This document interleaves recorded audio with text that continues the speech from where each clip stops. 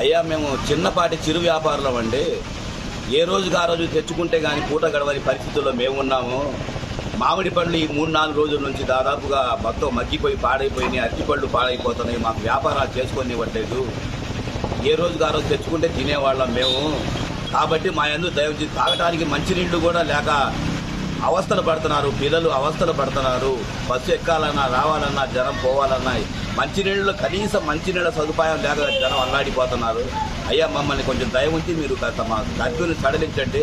Corona టైంలో ఉన్న పరిస్థితి ఇప్పుడు తీసుకొచ్చారు మాకు ఇక్కడ అంతగా పెద్దగా గొడవలు అంటూ ఏమి లేవు. మీరు కర్ఫ్యూని కొంచెం సడలిస్తారని చెప్పి కోరుకుంటున్నానండి. For more videos like this, subscribe Big TV channel.